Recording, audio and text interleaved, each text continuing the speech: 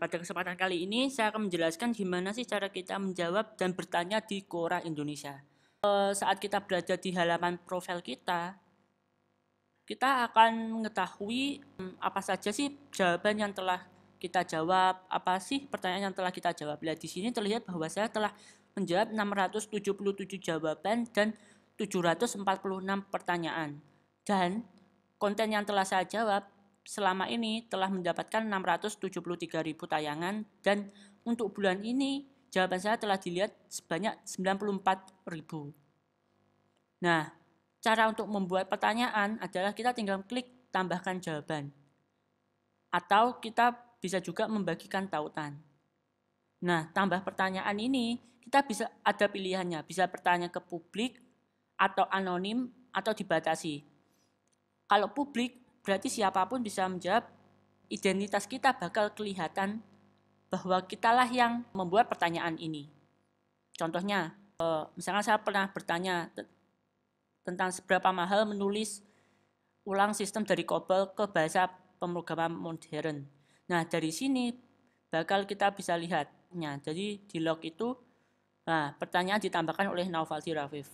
Nah, itu artinya pertanyaan kita publik. Tapi kalau kita pertanyaannya anonim, maka dalam log tadi di sini pertanyaan ditambah oleh anonim seperti itu. Jadi nggak kelihatan bahwa Anda yang bertanya. Kalau yang dibatasi ini artinya pada log pertanyaan bakal kelihatan bahwa yang bertanya itu adalah Anda. Tetapi pada list pertanyaan ini tidak bakal kelihatan bahwa Anda yang membuat pertanyaan. Misalkan kita coba nih, saya ingin menambahkan pertanyaan. Bagaimana cara membaca dengan cepat namun, nah misalkan saya membuat pertanyaan seperti ini dan saya pilih untuk dibatasi. Setelah teman-teman membuat pertanyaan, teman-teman akan memilih topik, kira-kira pertanyaan ini tuh masuk topik mana. Ini auto generate dari Quora, terus ini pilihan kira-kira relatednya itu seperti apa. Misalkan saya pilih belajar, terus saran pembacaan, dan kita bisa menambahkan misalkan cara membaca.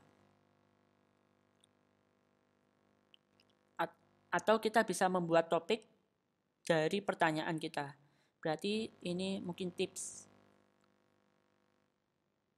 dan trik. Nah, akhirnya ketambah kan nanti di sini. Habis itu kita klik selesai. Nah, setelah itu kita bakal meminta jawaban. Jadi di Quora itu kita bisa meminta jawaban. Siapa sih yang kira-kira bisa menjawab pertanyaan kita? Nah, di Quora itu ada orang-orang yang tidak suka dimintai jawaban, ada juga orang-orang yang mau dimintai jawaban, ada juga orang yang ketika mintai jawaban mau tapi tidak akan menjawabnya karena beraneka ragam jenis orang di Quora. Misalkan kita ingin meminta jawaban dari orang-orang yang suka menjawab di topik membaca, maka akan terlihat di sini. Misalkan Mas Alex Chung, seorang penulis buku, dia telah memiliki 15 jawaban di topik membaca. Atau mungkin Mas Syam Nanung, 103 jawaban di topik membaca. Nah, kita klik aja minta.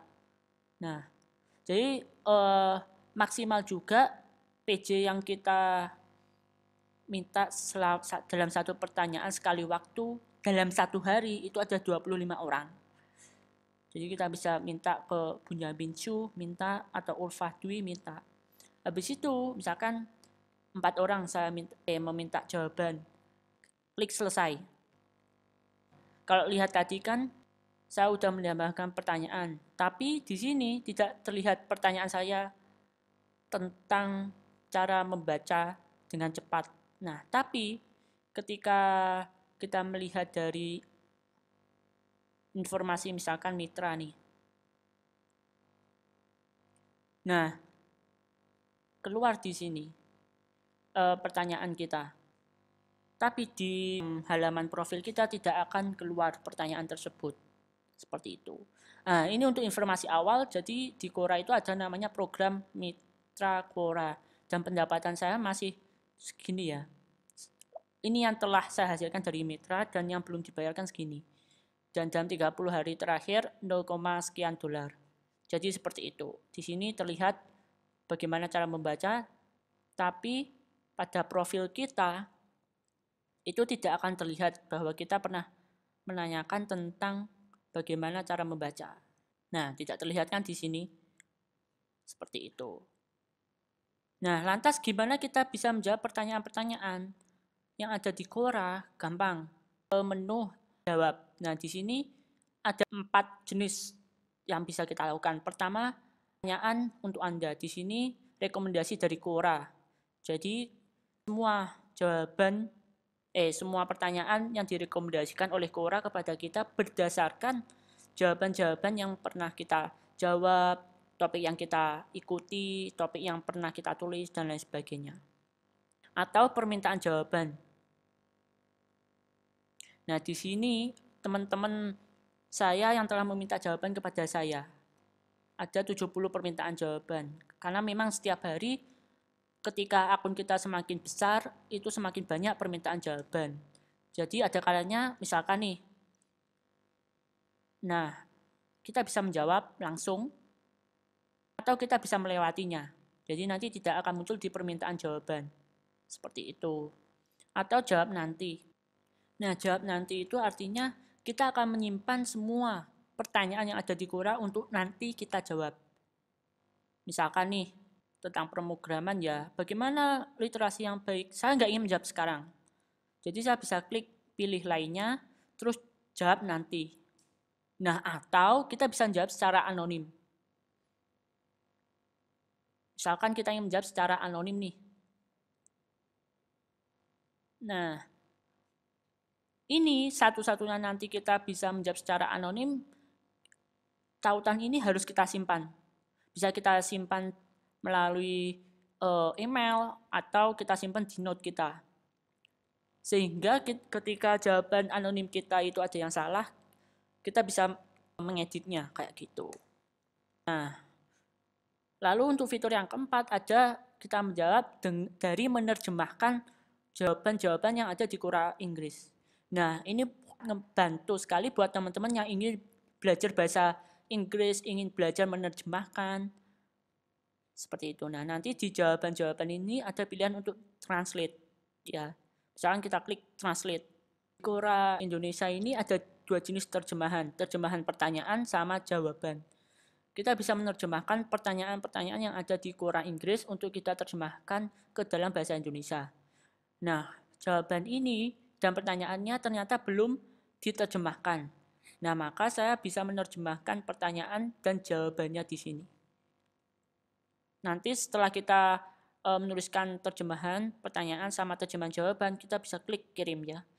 Jadi sebisa mungkin terjemahannya itu mirip dengan isi dari kandungan jawaban yang ada di Quora Inggris. Seperti itu. Nah, hasilnya seperti apa? Misalkan seperti ini. Nah, ini contoh jawaban terjemahan. Jadi nanti bakal kelihatan siapa penulis asli, siapa penerjemahannya. Seperti itu. Jadi seperti ini. Nah, nanti karena penerjemahan itu ada yang susah atau apa, biasanya para penerjemah itu meminta koreksinya jika ada yang kurang sesuai. Seperti itu. Jadi yang kita terjemahkan itu bukan hanya pertanyaan, tapi juga jawaban. Itu bisa kita terjemahkan. Jadi seperti itu. Terima kasih. Next, saya akan nanti membahas tentang profil, gimana profil kita itu bisa menjadi lebih meyakinkan, kita isi sesuai dengan data diri kita.